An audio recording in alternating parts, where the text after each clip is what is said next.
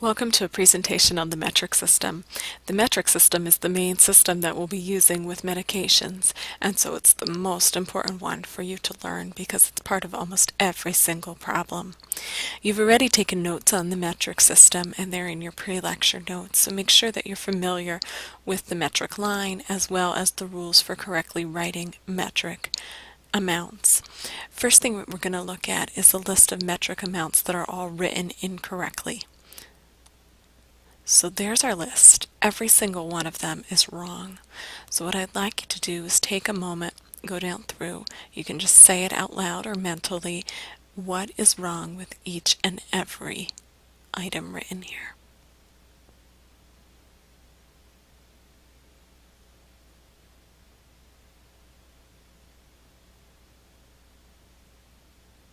Some of them look pretty obvious. Some of them are very subtle. So I've taken the time to write in the correct answers. So if we look at the first one, it has to have a leading zero. Second one has to have an uppercase L for milliliters so that it's never mistaken for 1. Third one, number comes first. Fourth one, wow, that decameters looked really crazy, but that isn't a correct abbreviation. The problem is that we shouldn't use Roman numerals, so it should be 4 decameters.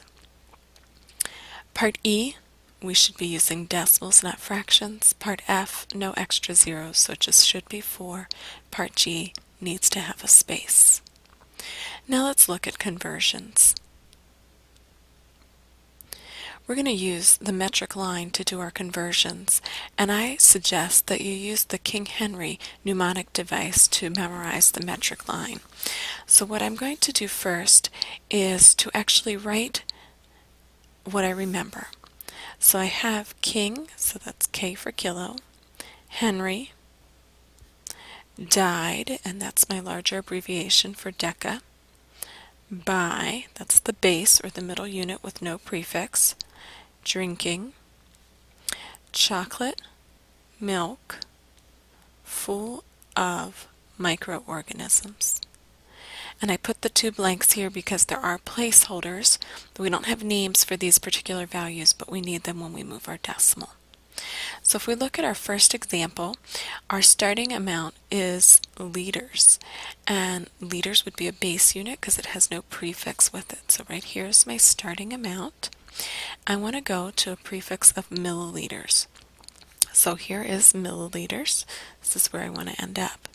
So I start right on the letter and I jump to the next letter. So 1, 2, 3 places, just like I moved my decimal for scientific notation.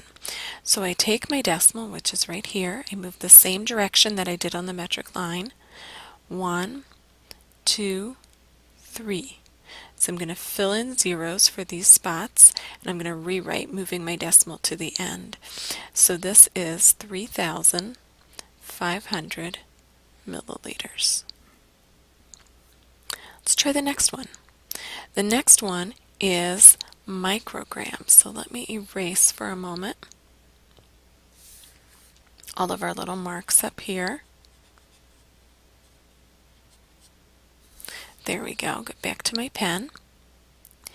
And micrograms, grams is the base unit here, micro the prefix, so that means I'm starting way down here at the micro. I want to go to milligrams right here, this prefix. So starting at micro, again I'm going to jump, and when I jump I have to go to each place value. So 1, 2, 3 to get to micro. So I take my decimal. Since this is a whole number, my decimal would be behind the whole number. It's not letting me write. There we go. And I move my decimal 3 places. 1, 2, 3.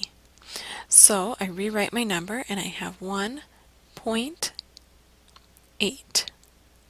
Now notice that I do not write the trailing zeros. I'd strongly recommend that you pause the video at this point and try the practice problems on page 66 of your workbook. The answers are in the back so you can see how you're doing. I do have a couple more examples in the video here, but suggest you pause and then come back and sort of check your work. So let's look at a few more examples just to make sure that you've got this concept and you can do ones that are a little bit harder. And so again, we're going to start the whole problem by writing down what we memorized, which is our metric line.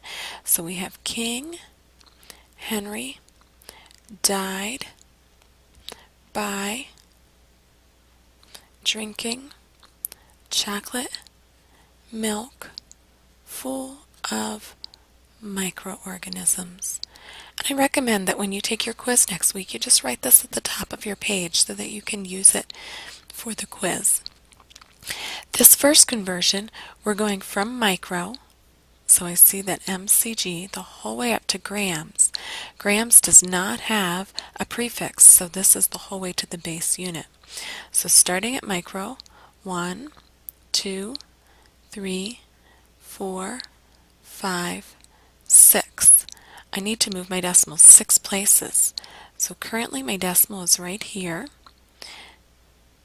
And I want to move 1, 2, 3, 4, 5, 6 places. So this gives me an answer of 0.000,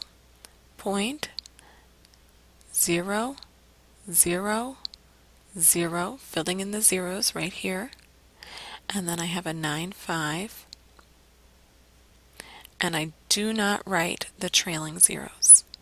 So when we're going from micro the whole way up to the base unit, we're going to move our decimal 6 places. And we can do that just using our metric line, sliding our decimal along. All right, again, I'm going to erase some work on the metric line. And then we'll go and try the next problem. So for this one, we're starting at milliliters. We're going to deciliters. Deciliters is not quite as common as some others, but it is often used with lab work. So on my metric line, here is milliliters. Here is deciliters, still below the base. So I'm going to move my decimal just 2 places. So I start where my decimal is, move it 1, 2 places, and I come up with 7.5 deciliters.